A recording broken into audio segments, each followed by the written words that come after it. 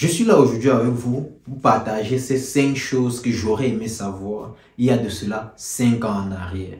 Si un seul instant, j'avais cette possibilité de retourner en arrière, qu'est-ce que j'aurais aimé ou qu'est-ce que j'aimerais changer à ma vie durant cette période? Et si j'étais en face de moi il y a de cela 5 ans, qu'est-ce que je me serais donné comme conseil? Et vous, qu'est-ce que vous vous seriez donné comme conseil si vous jamais vous retrouvez en face de vous, jeune? Qu'est-ce que vous lui diriez? Quelles sont les choses que vous lui conseilleriez, des choses à éviter, des choses à améliorer? Laissez-les en commentaire, partageons-nous ces expériences pour permettre aux plus jeunes de ne pas commettre les mêmes erreurs que nous. Comme le disait un sage, on apprend des erreurs des autres pour évoluer.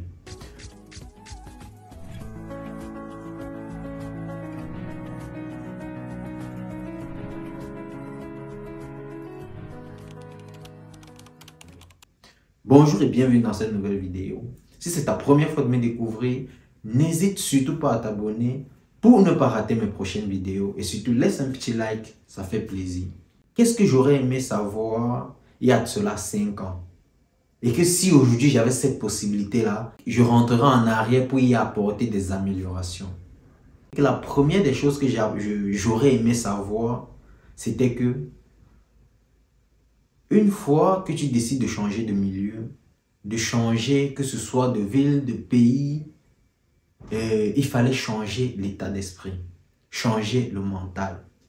Et je dirais beaucoup plus, ça impacte beaucoup plus pour ceux qui changent de pays. Pourquoi? Parce qu'une fois que tu changes de pays, tu laisses chez toi, tu laisses où tu te sentais roi, où tu te sentais prédateur, et tu te retrouves dans un nouveau monde.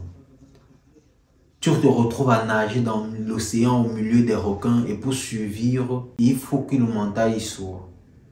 Une fois dehors, dans le regard des autres, tu réalises que tu n'es plus chez toi, tu réalises que tu es différent et le plus important, c'est que ton existence, ta vie est définie par un bout de papier. Donc le changement d'état d'esprit. Je prendrai peut-être l'exemple de celui qui voyage pour venir poursuivre ses études. Avant de partir, il doit se dire où je suis en train de partir, c'est un nouveau monde pour moi. Tout est nouveau. Donc je dois être prêt à faire face à tout type de situation. Tout peut y arriver. Tu ne dois rien exclure de ton parcours. Tout peut y arriver. Et tu dois te dire, même s'il y a quoi, je dois être capable de recommencer s'il le faut, 100 fois s'il le faut, 1000 fois s'il le faut. Parce que c'est ça le plus important. Changer l'état d'esprit. Et ce changement d'état d'esprit te permet aussi à toi d'acquérir aussi facilement cette autosuffisance, cette auto-indépendance qui te permettront avec le temps de grandir, de t'assagir. Ils vont beaucoup plus développer tes sens. Comme on le dit chez nous au Cameroun, ça te permet de devenir un bon jongleur. Tu ne te retrouves pas dans des situations où tu te laisses aller. Dans chaque situation, tu te dis, il faut que je trouve une solution. Il faut que je sorte de là. Pour tous ceux qui viennent et qui, heureusement pour eux, vont être accueillis, n'arrivez pas à vous coucher sur l'oreiller parce que vous vous dites, j'ai où dormir, j'ai de quoi manger. En réalité, c'est une zone de confort qui, dans la majorité des cas, nous conduisent à notre perte. Pourquoi? Parce qu'on arrive, on endort cet esprit de je dois me battre, je dois me chercher. Et je dois me battre, je dois me chercher, je dois tout faire de par moi-même. Mais tout le monde ne se retrouvera pas dans ce que je dis parce qu'il y a ceux qui vous accueillent, qui vous accompagneront mais vraiment dans votre démarche de croissance, dans votre démarche d'évolution, tant bien sur le plan personnel que professionnel. Donc tout le monde ne se trouvera pas. Mais pour ceux qui accueillent, le conseil que moi, je pourrais me permettre de vous donner, c'est qu'une fois que ces jeunes qui arrivent, quand ils arrivent, vous les accueillez comme il se doit. Et vous les mettez dans ces conditions-là où ils doivent dès le départ commencer à se battre. Ils doivent dès le départ commencer à se battre, commencer à se chercher et dire réellement ce qu'il faut. Parce que c'est ça le plus important. Ça ne sert à rien de se battre dans le néant, ça ne sert à rien de se battre dans le vide. Prodiguer des conseils et dire ce qu'il faut. Fais ci, fais ça, ça va te permettre d'atteindre tel niveau, tel autre niveau. Donc le premier point que j'aurais aimé savoir, c'est ce changement de mental, être prêt à tout. La deuxième des choses que j'aurais aimé savoir, c'est quoi? C'est l'information. L'importance de l'information. Peu importe où vous vous trouvez, si vous aspirez un seul instant à l'évolution, au succès, soyez informés, soyez à l'affût de l'information. Soyez à l'affût de l'information. Je le dis pourquoi? Parce que il y a de cela quelques années, j'étais un peu un je m'en foutiste. Je me disais, ouais, tout va arriver. Même si ça prend le temps, il n'y a pas de souci, ça va arriver. C'est l'erreur. On ne doit pas se le dire. On ne doit pas se le dire. Parce que l'information peut tout changer. L'information change absolument tout. Et surtout, rassurez-vous d'aller à la source. Je dirais encore beaucoup plus pour ceux qui sont ici en Italie. Parce que même généralement à la source, ils sont moins informés. Donc c'est à chacun de se battre pour avoir l'information dont il a besoin. Et ne restez pas généralement focalisé sur ce qu'on vous dit. Ce qu'on vous dit dans ça, il peut avoir une part de vérité. Mais allez à la source vous rassurer. Allez à la source vous rassurer. Que ce soit pour des étudiants et pour des non-étudiants, mais particulièrement pour des étudiants, l'information est capitale. Pourquoi? Parce que ça vous permet d'évoluer non seulement dans le monde universitaire, dans le monde du travail et dans votre vie quotidienne. Dans votre monde universitaire, vous deviez avoir ces informations, comprendre comment fonctionne le système, comprendre, connaître vers qui vous tournez si les choses ne marchent pas, savoir les failles du système. En fait, chercher à tout connaître, être curieux, c'est très important. Et sur le plan administratif aussi des documents et tout ce tralala, c'est vrai que tout ce qui arrive, les choses ne se passent pas super bien. Ça, c'est un fait, c'est clair. Mais après l'université, il y a une vie. Tu dois être capable de te dire, ok, ça n'a pas marché, qu'est-ce que je dois faire? Comment est-ce que je dois m'orienter? Et tout ça passe par des informations. Si tu n'as pas des informations sûres, des informations fiables, tu vas te retrouver à tourner là, sur place.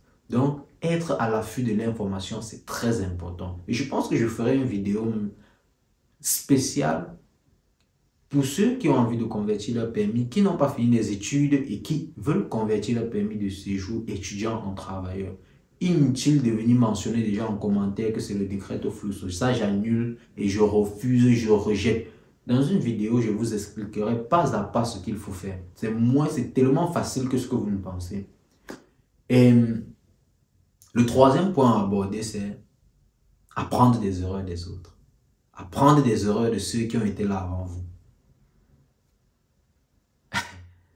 Je me souviens dans une conversation avec un ancien, on bavardait, on parlait, et je lui avais dit, moi je n'apprends pas des erreurs des autres, j'apprends de mes propres erreurs. Et il m'avait dit, si tu apprends de tes propres erreurs, quelle est la leçon finalement qu'on tire ou l'expérience qu'on acquiert de ceux qui sont arrivés avant nous et ont fait un certain nombre d'erreurs? Je l'avais regardé et je lui avais dit, vous savez, à l'époque j'étais un peu je sais même pas si je dirais trop sûr de moi, mais bon. Mais comme on le dit, il n'y a que des idiots qui ne changent pas. C'est très très important d'apprendre des erreurs et des expériences des autres. Déjà, ça vous permet d'éviter de vous retrouver dans des situations dont d'autres ont déjà traversé. Ça vous permet d'avoir une courbe de croissance beaucoup plus rapide. Ça vous permet d'atteindre facilement vos objectifs. Apprendre des erreurs des autres. Écoutez leurs histoires, écoutez ce qu'ils ont à partager. Tirez ce que vous avez à tirer. Ne prendre que l'essentiel, le nécessaire, ce qui peut vous permettre d'aller facilement vers vos objectifs. Je ne suis pas ici en train de vous dire, commencez à écouter tout ce que les gens vont vous dire. Non. Si vous avez envie d'écouter, si vous êtes quelqu'un d'ouvert, de sociable, soyez au milieu des gens, écoutez, prenez l'essentiel et appliquez-le. Prenez l'essentiel, prenez ce qui peut vous servir à votre évolution et appliquez-le. Apprendre des erreurs des autres, apprendre des erreurs des anciens, de ceux qui sont arrivés avant, c'est très très important. C'est très important. Ne pas négliger cela. À la sortie de cette vidéo, ce que j'aimerais que vous reteniez, c'est que la vie n'est pas une succession de règles, de théories et de pratiques standards. La vie est remplie de surprises et j'espère que pour vous, elle vous réserve de très belles surprises et pour moi aussi d'ailleurs. À chacun de trouver sa voie, à chacun de se donner et surtout de savoir ce qu'il faut tirer dans la leçon que d'autres essayent de nous véhiculer, dans le message que d'autres essayent de nous véhiculer. savoir ce qu'on veut, être capable de se relever 100 fois s'il le faut et d'aller de l'avant. Et d'aller de l'avant.